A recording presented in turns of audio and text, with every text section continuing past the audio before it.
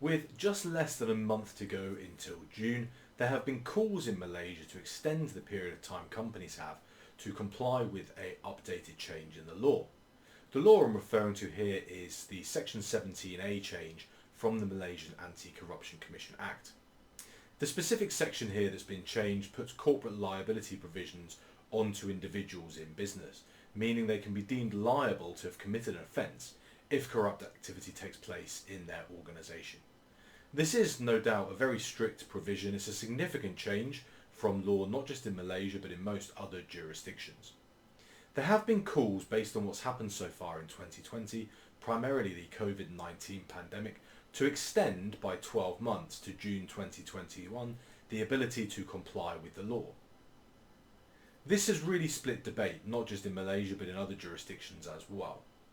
An important thing to consider here is that the law was passed in April of 2018. The adequate guidelines in terms of the procedures you need to put in place to say we did as much as possible to prevent corruption were produced at the end of 2018. There has been an awful long time, in this case 2 years, to get ready for this change in law.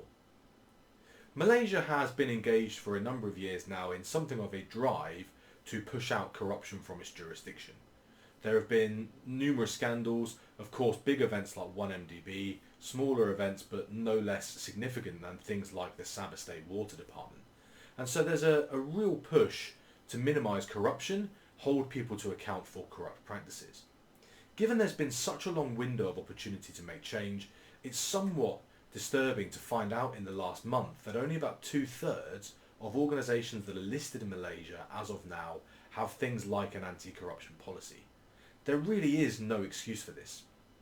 If organisations in Malaysia want to get behind the drive to push out corruption from their jurisdiction, they need to help push that forward.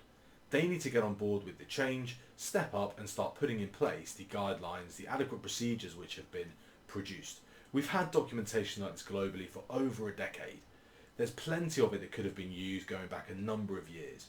If at this point in time your big problem is the pandemic that's been taking place for the last few months and you've done nothing for the previous years, your big problem really is probably not the pandemic.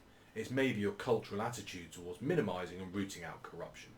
There's no good reason to extend the date that we have at the moment, which is the 1st of June. It really needs to come into force and companies need to start pushing to get their acts together, put in place the right compliance procedures now that will stand them in good stead not just this year through the current issue and pandemic we face, but also long into the future.